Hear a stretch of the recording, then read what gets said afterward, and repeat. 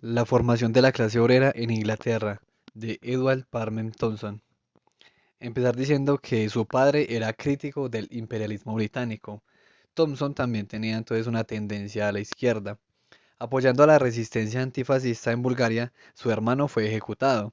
Thompson en los 40, mientras estudió en Cambridge, fue comandante de una escuadra de tanques. No estaba de acuerdo con el pensamiento ortodoxo comunista, ni tampoco con el pensamiento anticomunista. Quería que el comunismo se abriera ideológicamente. Era difícil acceder a cargos altos universitarios más para un comunista, por lo que empezó en el ámbito no formal, para con el tiempo llegar a ser director del Centro para la Historia Social en la Universidad de Warwick. El autor empieza entonces aclarando que hablará de una clase social y no de clases sociales. Una clase en concreto es la que va a tratar el libro. Dicha clase no tiene una conciencia de pertenecer a ella y para verla se deben ver cambios en el tiempo, puesto que si se coge un año en específico no se verán. Para esto, el autor coge desde 1780 hasta 1832. El autor pretende ser objetivo frente al análisis de la clase obrera sin caer en un dogma. Su pregunta problema es cómo surge la clase obrera en Inglaterra y para contestar a esto recurre entonces a un periodo de tiempo. El autor usa fuentes primarias como cartas, también usa compilaciones de cartas, usa libros como La situación de la clase obrera en Inglaterra en 1884 y libros de cuentas. La primera parte se llama El árbol de la libertad. Habla sobre los innumerables miembros. El autor empieza hablándonos de cómo se fue formando la Sociedad de Correspondencia de Londres, que estaba de acuerdo en que la prosperidad requiere que las personas adultas puedan escoger a los miembros del Parlamento. Esto causó que fueran perseguidos. Sin embargo, según el autor, no fueron los primeros. Los de Bellers habían hecho algo parecido años atrás, hablando en contra de la propiedad, pues esta era solo de personas ricas, lo cual no beneficiaba a la mayoría de la población, y también luchaban por sufragio universal. El cristiano y Lucifer. Con el tiempo hubo más tolerancia, aunque aún no se les daba poder público a estos movimientos. La iglesia también tuvo sus bandos organizados, algunos tendían a la anarquía. Los amigos de Yorkshire invitaban a la quietud, a agradecer sus privilegios siendo sumisos ante el gobierno. El autor nos habla de un reino exterior y uno interior, que está en conflicto en cuanto a el poder dominante y de acuerdo en aspectos donde es inevitable coexistir. Hay que despojarse del reino exterior, el del interior es el que debe permanecer. Pensar en una mejor vida después de esta sirve para consolar a los oprimidos. A esto se suma el sufrimiento que tendrán luego los opresores. Con el tiempo, las sectas que acogían a las personas que se querían convertir se volvieron más selectas, por lo que era más difícil entrar en ellas y los integrantes no se podían casar con personas fuera de la iglesia. Wesley defendió el hecho de dejar entrar más fácilmente a las personas, pero una vez dentro tenían que seguir normas muy estrictas, de lo contrario serían expulsados. Además, fue partidario del dominio autoritario. El metodismo veía el amor de una buena manera, pero intentaba no pasar ciertas barreras. Se sentía compasión por los pecadores, pero a la vez preocupación por el pecado. Luego de la Revolución Francesa, los metodistas reafirmaban su lealtad al rey. El autor menciona a Southey, quien da un argumento a favor de los metodistas, ya que gracias a ellos las clases bajas aprendieron a organizarse, estableciendo reglas, recaudando fondos y teniendo comunicación con otras partes del reino. Si la iglesia se podía derrocar, el Estado también. Con la muerte de Wesley Kilham, lideró la nueva conexión metodista, adoptando una estructura más democrática. Esto no duró mucho, pues murió al año siguiente. La polarización entre democracia y autoritarismo pasó de la iglesia a lo político y lo industrial. Otra parte del libro se llama Los baluartes de Satán.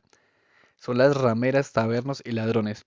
El autor usa a Patrick Colquhoun para ejemplificar el pensamiento que tenían las clases propietarias, las cuales asumían que cualquiera que no tuviera propiedad o trabajo fijo sobrevivía gracias a una vida delictiva. Estas clases y los metodistas quisieron decirle a estas personas cómo vivir. La clase de los fabricantes también cayó en esta generalización. Gracias a esto no se tiene mucha información sobre los comportamientos reales de estas personas. Estas personas podían tener ciertos valores como la lealtad. Estos comportamientos se vieron reflejados luego en un código popular paralelo al código legal, en el cual se penaban más los delitos que afectaban a la comunidad. Un delito como evadir impuestos o la caza furtiva se podía dejar pasar. Las leyes eran detestadas. Un delincuente era odiado tanto como el delator que lo llevó a la horca. Los motines fue algo que se vio muy reflejado en diferentes disturbios que se dieron por el precio del pan, peajes, la maquinaria nueva, etc.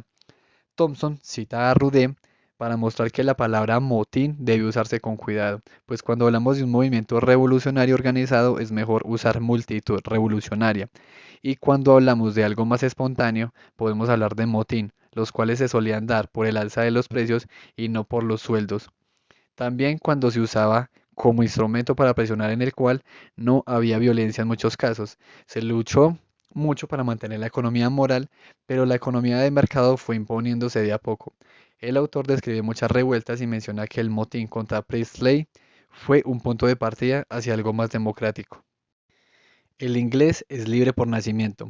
En 1807 quedaron elegidos dos radicales en Westminster. En los siguientes años tomaron seguridad, pues los reformadores tenían el apoyo de las comunidades obreras en distintas ciudades. Al inglés se le había vendido la idea de que constitución era sinónimo de libertad. El autor cita a Mary Wollstonecraft para luego desarrollar un argumento donde esa libertad no solo era la defensa de la propiedad, incluía cosas como juicios con un jurado, igualdad ante la ley, cierta libertad de expresión, aunque no podía votar, podían desfilar y aprendieron de la Revolución Francesa que podían hacer un motín dado el caso de un mal gobierno. Los reformadores estuvieron de acuerdo en tener un cuerpo de vigilancia más amplio para mejorar la seguridad, pero la población se resistió a esto. Era típico de gobiernos que violan las libertades de los ciudadanos. El autor nos habla sobre las diferencias que tenía el pensamiento de Burke, que no estaba de acuerdo con la Constitución, y Paine. Este último decía que cada generación tenía la capacidad de definir sus derechos y su forma de gobierno de nuevo. No estaba de acuerdo con la Constitución ni con la monarquía. El gobierno es un mal necesario. Paine propuso subsidios para los pobres que evitarían motines y ya que mejoraban las condiciones de vida de los pobres, propuso que parte de los impuestos se destinaran a la vejez, a la educación de los niños o a ayudar a las parejas con hijos. Plantar el árbol de la libertad. El autor nos dice que aunque las manifestaciones que se dieron en Inglaterra entre 1792 y 1796 fueron inspiradas por Francia, esto viene como he escrito en anteriores capítulos de muy atrás. Nos cuenta cómo Pitt se convirtió en la cabeza de la transformación de una clase patricia y burguesa en favor de una reforma política más sensata. La segunda parte de los derechos del hombre de Paine tuvo éxito enorme y se fue expandiendo, haciendo preocupar a la clase política y por supuesto haciendo que las personas en contra de esto también se manifestaran. Persiguieron al movimiento que incluía girondinos y jacobinos, haciendo que taberneros prohibieran la entrada a personas a favor de los derechos del hombre. Persuadieron a la población de firmar declaraciones de lealtad a la Constitución. La SCL decía que los enemigos de la reforma hacían todo lo que estaba en sus manos para paralizar el espíritu de libertad. Habla sobre la Sociedad Constitucional de Londres y del contacto que tuvo con otras organizaciones del país. También sobre la SCL y sobre la persecución que se hizo a los movimientos. A pesar de esta persecución, las sociedades fueron creciendo cada vez más. Tenían ideas sobre derecho al voto y en contra de la Constitución. Sacaron dos leyes en respuesta a esto. Una, que castigaba la incitación al odio por el rey y la segunda que prohibía reuniones de más de 50 personas sin autorización. En general, habla sobre las discusiones y problemas que tuvieron las organizaciones. La represión que se vio en la primera década de 1790 hizo que madurara la conciencia de clase de los obreros. Segunda parte. La maldición de Adán. Título. Explotación. El autor empieza mencionando que la manufactura tenía potencial para la rebelión. Cita a Marx. El molino de agua lo asociamos con el señor feudal, la fábrica a vapor, con el capitalista industrial. Fin de la cita. Para luego desarrollar un argumento en el que esta población manufacturera es nueva en pensamientos y acciones. Al autor le parece que el análisis de la fábrica algodonera es importante, pero que deja muchos vacíos. Tanto en 1780 como en 1830, los tejedores manuales eran más numerosos que los que estaban en las fábricas. En algunas ciudades las fábricas de algodón fueron muy importantes, pero en otras las ideas venían de zapateros, impresores, comerciantes pequeños, etc. La clase obrera se formó por interés en común de diversos grupos, no por la revolución industrial. Dicha revolución no generó la rebelión de las masas, lo hizo un cúmulo de cosas como guerras, inmadurez crediticia, el ciclo comercial, precios elevados del trigo. La revolución industrial trajo un cambio en la intensidad de la explotación del trabajador. Con el tiempo el empleador se fue alejando del trabajador. El horario es muy extenso y con el tiempo los independientes quebraron al no poder competir por los precios. El autor menciona a J. L. Hammond y a Clapham para desarrollar un argumento en el que el descontento de la población no se puede medir solo por factores económicos. Nos habla sobre las discusiones que se han dado frente a la mejora económica de la población y el nivel de felicidad de las personas, pues en algunos casos los obreros ganaron más, pero trabajaron más horas, lo cual disminuía la calidad de vida de la persona. Braceros del agro. El autor nos habla de las dificultades en la interpretación de los datos, puesto que en un nivel promedio es posible que la mitad de la población esté por debajo de este. El autor en la agricultura nos habla de la población que adquiere alimento más barato, población que trabaja más horas, población que puede ser despedida en cualquier momento, población con un salario miserable. Esto no lo reflejaría, por ejemplo, una estadística general. La pérdida de tierras por falta de títulos tuvo una contrarrespuesta en la cual se tuvo en cuenta los derechos comunales de la tierra.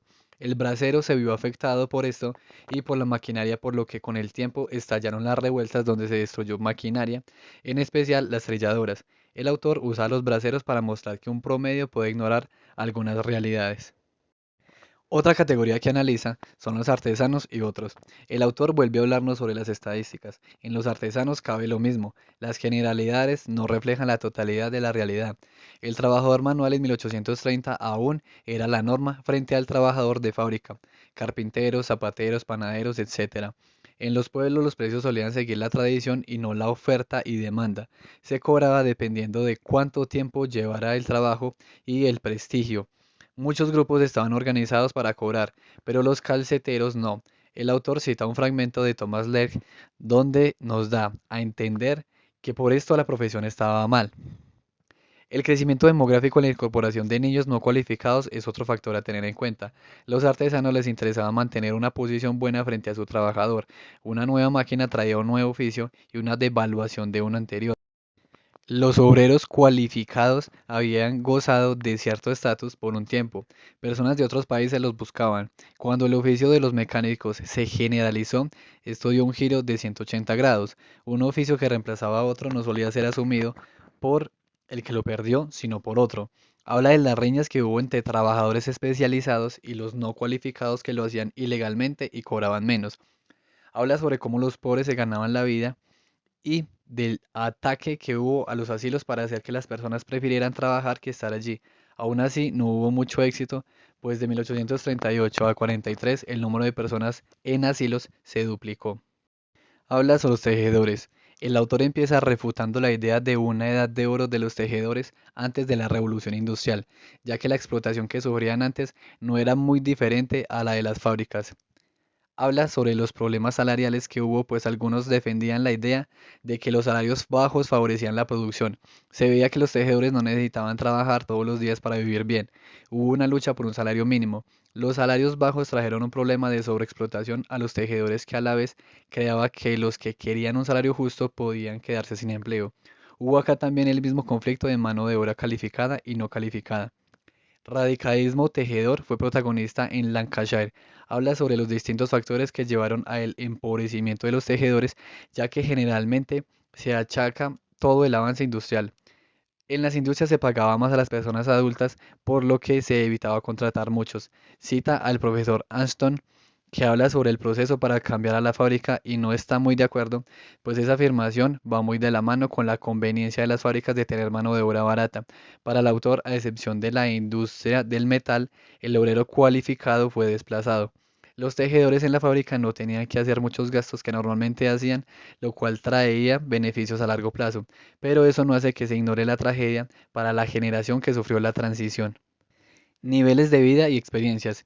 El autor habla sobre la importancia que tuvo la patata. La población, sin embargo, veía esto como un desmejoramiento de la vida al tener que reemplazar sus antiguos alimentos.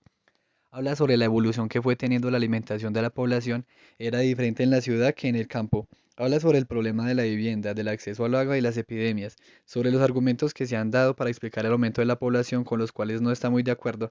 Trata el tema de las enfermedades, la mortalidad infantil, La higiene, cómo afectaba a las mujeres trabajar en la fábrica tanto para parir como para cuidar a sus hijos, deformaciones en los hombres. La clase trabajadora aumentó la mortalidad y la clase media fue más numerosa. Esto mejoró el promedio de vida general. Habla sobre el empleo infantil en los trabajos que ya venía usándose en casa, pero que al trasladarse a la fábrica podía ser más monótono para un niño y no tenía sus capacidades en cuenta. Habla sobre la vida tan horrible que tenían los niños y cómo esto afectaba a la vida familiar y social. El poder transformador de la cruz.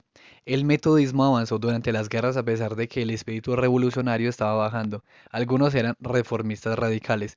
Habla sobre la educación que dan a los niños y adultos. A Bunting no le gustó que enseñaran a escribir a los niños. Los metodistas contribuyeron a la explotación al inculcar la sumisión. Ignoraron además el trabajo infantil.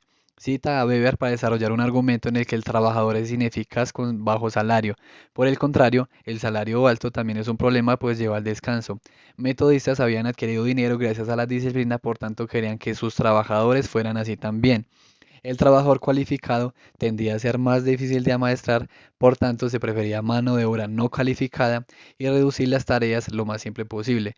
El metodismo podía encerrar a ricos y pobres por igual.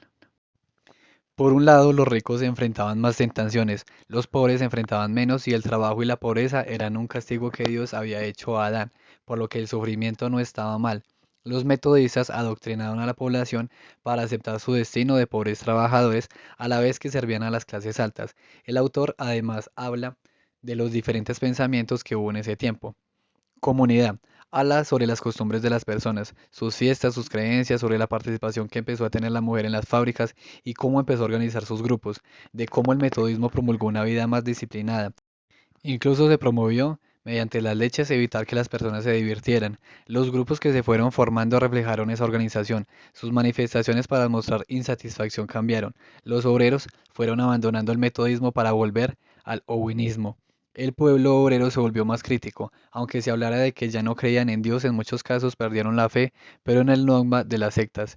El autor menciona a los Blue Books para decirnos que hablan sobre las condiciones en las que vivían los inmigrantes irlandeses y luego desarrolla un argumento en el que nos habla sobre su importancia en la revolución industrial. Trabajaban en la parte pesada y los ingleses en la parte más técnica. Habla sobre sus costumbres y modos de vida. Los irlandeses también se organizaron y aliaron con organizaciones inglesas. Estos son algunos apuntes del primer tomo de la clase obrera en Inglaterra.